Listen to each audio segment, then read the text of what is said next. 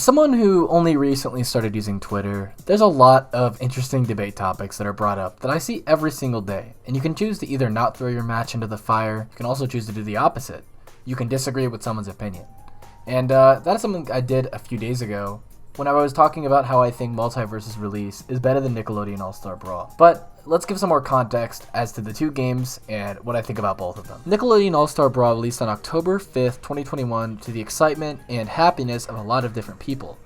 This game was, in my opinion, one of my most hyped up games of 2021. I was super excited to be playing as SpongeBob or one of the Teenage Mutant Ninja Turtles or Danny Phantom or something like that, to basically fight against other characters from the same type of genres, right? I mean, this is something that made me so excited about Multiversus as well, right? So, I mean, I did play it a lot, and as someone who's a Swordy main, I'm a Cloud main in Smash, and previously I was pretty sure I was a Lucina main, and like in Smash 4, and I was a Toon Link main in Brawl. So I mean, I've always been a Swordy player. It's just kind of how I am. So obviously I picked up Leonardo. He was pretty much the only sword fighter that looked appealing in Nickelodeon All Star Brawl. And I absolutely loved the game. Not only was Leonardo one of the strongest characters, but he also had some incredible properties about him that made him extremely fun to play. There's never really been a character who's not only a grab, kind of like based off his grab, but also based off his sword play. And the last character to ever really do this in a platform fighting game was Marth from Melee. Now, I never really played much Melee, but I did always have a very big interest in the competitive scene. This is something that Nickelodeon All Star Brawl really, really, really took into their gameplay and overall just how the game played, right? You could tell there was a huge inspiration from the incredible, bombastic speed of a game like Melee, and it was taken and dramatized a lot and brought to a casual audience through the process of Nickelodeon All Star Brawl. When you compare most hyped up games to the actual success of it, this is definitely the worst ratio I've ever seen. I mean, look at it. Unfortunately, Nickelodeon All Star Brawl only has about 10 active players on Steam on average, and obviously it is, available on PS4, I believe Xbox, and also Switch, which is something that Multiversus doesn't have access to. But just a lot of people were not able to get into this game, and I think there's two main reasons as to why. The first problem with Nickelodeon All Star Brawl, and many people believe this to be the voice acting, but my first problem was always the very, very weak lack of content. I mean, when you think about Nickelodeon All Star Brawl, what really is there to do? I think they released with a sports mode, a local play, an online play, of course, and I think there was a few extras they had kind of there, like you could look at the characters, like move sets and stuff. You could look at, I think, the music, the stages, and a few other different things you could access through the vault. There was really not that much content you could, access. And, of course, this is common on a release, and, I mean, this is something that we've seen in free-to-play games, and these games that come out with a free-to-play crossplay model, which is the most popular because of Fortnite's, standardization of crossplay, as well as how accessible and free that game was as well. I mean, it's one of the most successful games of the decade. This model's become very popular. Multiversus followed it. Nickelodeon All Star Brawl went a little bit of a different decision here. It looks like Nickelodeon All Star Brawl went for a $50 retail that's never dropped below $30. Let me make that clear. And it wasn't crossplay on release. This is something that disappointed me so much. Still, there's a lot of people that stick to console gaming and are completely justified to do so. And I think that, having the option to crossplay between people is one of the most amazing things that has come to gaming ever. And ever since Fortnite, I've really wanted almost every single popular multiplayer online game to become crossplay. Now, this is something that Nickelodeon All-Stars did not have access to, and that was a huge problem for me and many others. Which means that people who are console friends that you might know in real life, you can only really play with them locally, and that's a shame, honestly. So that is something that was a big problem with Nickelodeon All-Star Brawl. So when we look at these two main problems, which was, price, aka accessibility, and I would tie along with that the problem where you can't really have crossplay as well. So not only is it expensive, but you're going to struggle to find friends who you can play with, considering the lack of ability to play between different consoles. There was many positives about Nickelodeon All Star Brawl, and despite the price, lack of crossplay, and other issues, lack of content specifically, I really do think that the gameplay was extremely fun on the surface and had a lot of potential to, swarm competitive play and bring Melee players to a new IP, which I thought was so interesting because of how much, Smash as a whole, especially Melee, has kind of dominated the platform fighter scene for so long. So it was quite a shame to see how little success came to this game. I mean, as you can see on screen, I'm no professional, but it did really feel satisfying to get these skirmishes where, you deal like 80% to the other opponent, and getting these really like fast-paced edgeguard battles that were based on a reaction time, and just there was a lot of quick inputs that, a lot of people wrote off as the beginning as just pure luck, whoever spams properly wins. But, I really do feel like there was a lot of tech that people were going to find out in the game that never really got explored. And I also feel like the gameplay really was, kind of just a more bare-bones version of Melee. There wasn't really that much tech you could do that was really that interesting. But it just felt like you were doing so much cool shit in the game because you were moving so fast, you were throwing out so many hitboxes. And it just made you feel like you were good, even if you sucked. And that's kind of what I love the most about the gameplay. It's just, you felt so goddamn stylish. Like, running around, down air, nair, forward air, up strong. And just continuously get these 5 to 8 move strings that they can barely do anything about. Especially when sharking, right? Ultimately, I think the gameplay really was amazing in Nickelodeon All Star Brawl. But I just really think that was the real only positive for me and many others. And that's why many people just went right back to Smash right after all of the original tournament prizes. And, Void won his winnings. And I just continue to create content for Wiz 101. And this is why Multiversus is different in my eyes and why I don't see myself, quitting anytime soon. Let me tell my story of Multiversus. Multiversus Alpha came around in the May area. And I believe the tech tests were just months before that. But Multiversus was an extremely hyped up game, as well one of the most popular and hyped up games of this year so far. And people were very excited for it. I mean, me and my friends talked about it because, we were Smash fans. We had played, everything since Melee, and we were also, two of us were also, moderate fans of Brawlhalla as well. So we were just a big fan of the genre, and so we were excited for it to come out. And Alpha came out, and I really liked the gameplay. There was many things that I liked as soon as I logged on to Multiversus. And one of my favorite things about this game is the fact that they are following the market that blew up so many other games right now. See, one of the best ways to market your game is not only free, but also crossplay. And then you can also use that as a way to leverage people to spend money on cosmetics, because, that's a good way for people to show off their flair, to show off, how cool they look, as well as to enjoy avenues of the game. It's kind of just an artificial way to create new content, right? So not only was Multiversus following the Battle Pass free-to-play crossplay method, which is exactly what Fortnite did, and what many other games have tried at so far, but they also made a pretty nice and easy tutorial for beginners.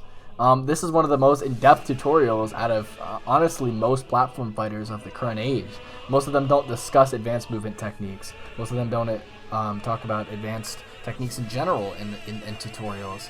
And that was one thing I was also excited for, is that it was not only, it was free and crossplay, but it was also easy to access.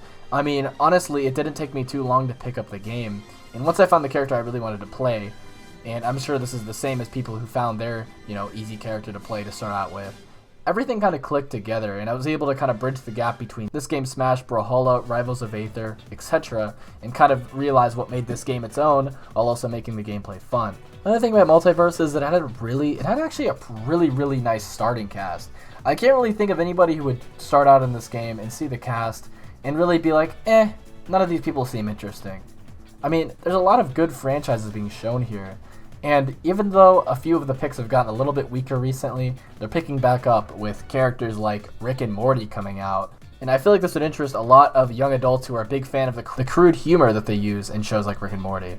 I think that's a really good way to pull people in by having all these different franchises with so many different people who enjoy this type of stuff. However, there's not many other positives for Multiversus here.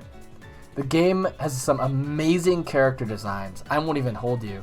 Some of the best character designs I've ever seen. Characters like Tom and Jerry having their entire kit. Tom chasing Jerry being a moveset. Think of another Smash character with that creative of a general animation and that much loyalty to their series. I really can't think of that many characters like that. In fact, I can't even think of one character like that. I mean, these are characters that stay really, really, really faithful to their shows, with almost every single move being a straight up reference to what they do. You can trust that almost every single character that comes into this game will have a moveset that not only stays loyal to the show that they come from, but also creates an interesting moveset. Who would have thought that Gizmo would use popcorn as a part of his moveset and then use it as a setup trap and projectile? That's incredible. The other thing I was a big fan of in this game is I really, really, really liked how nice the lab was to use. It was a lot better than a lot of other platform fighters out there, and you could access all the skins, all of the moves, all of the perks, all of that kind of stuff to kind of figure out what your character can do and test the most of their potential. The only real problem with the lab here, and that what it's lacking, is definitely just the lack of being able to turn on what opponent DI you want to have, as well as there's a few small bugs that I notice every once in a while on the lab. The other thing I really like about this game, which I mentioned previously, is the perks. The perks are awesome, and it's genuinely such a unique thing to do, because as someone who used to play a few MOBAs and stuff, that was genuinely one of the main things that keep them alive, surprisingly enough, because it creates constant diversity, meta shifts, changes, and I really think it encourages people to put a lot more thought into what they're doing, and kind of treat platform fighters as not only a skill and reaction-based type game, but also more of a strategy game at the same time too. Being able to have access to perks that can help entirely change up how easy or hard a matchup is. For example, Armor Crush is a great counter to Superman, who's one of the best grab-based characters I've seen in a platform fighter. And he also has armor on a lot of his moves. Luckily though, you can run Armor Crush and break through a lot of moves depending on your character. Same thing with Clear the Air, which is a perk that destroys Batman's Batarang, who is also a big part of the meta right now. Just things like this really do spice up the game. I think it's really helpful in not making any sort of matchups in this game -2. And in fact, there's literally only 1 or 2 characters on most people mid-tier and above that are -2s, which means hardcore disadvantage against a certain matchup, which I think is so cool, because there's so many just completely jarring and terrible matchups that really take control in Smash. But luckily, in this game, if there's ever going to be a character who's meta, there's probably going to be a perk you can run to counter them, or at least something you can do to make the matchup a little bit easier. This is something that there really isn't like in Smash, Brawlhalla, Rivals of Aether, as well as many other popular platform fighters.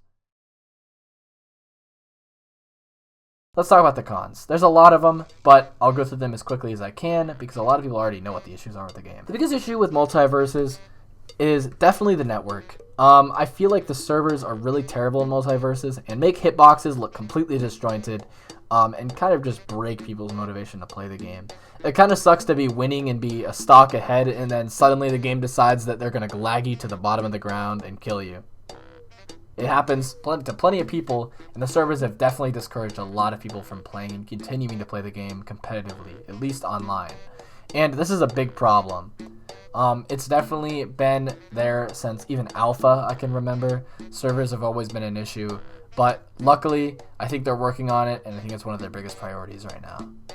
Another issue that was originally in the game, and still is kind of an issue, I mean, you think of moves like, neutral attack on Wonder Woman, and you just realize how bad the hitboxes and hurtboxes are, and it used to be. I mean, moves would literally hit in a circular motion, and even though they still do, there was so many worse moves that genuinely would either not connect at all or connected on completely baseless grounds. And this was a big problem for the game, obviously, because I mean it completely killed competitive play.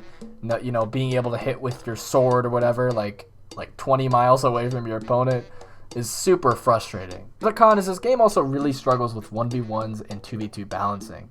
It sucks because a lot of 1v1s have assassins dominating the meta right now, but the thing is that assassins and 2v2s are, for the most part, mid-tier or lower. I mean, why not just take a support character that can give you utility, healing, walls, projectiles, all these different things, cooldown reduction, all these different things supports can do. Why would you want a little assassin that has maybe a little bit better kill confirms, or maybe a little bit better mobility, right?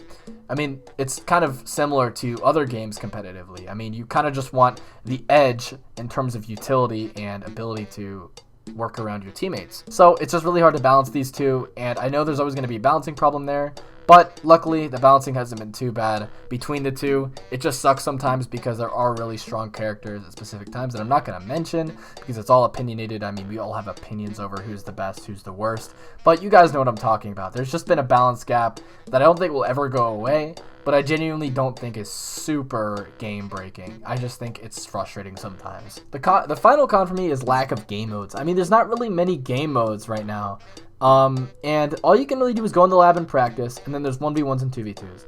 Don't get me wrong, I think people complain a little bit too much about this because 1v1s and 2v2s are two entirely different games. You're basically playing two entirely different games, and the only problem is if you only enjoy one. See, as someone who only pretty much enjoyed ones, now I'm starting to get a lot more to 2v2s, and this is why I think a lot of people, whenever they get to the top level, start getting into 2v2s because they realize it's a lot more competitive and the game is a lot more built around it.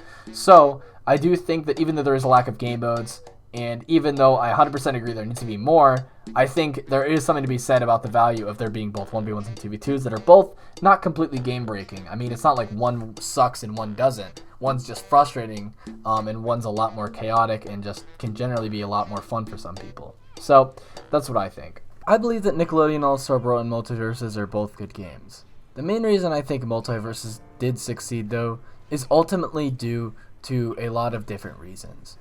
One of these reasons is definitely the model.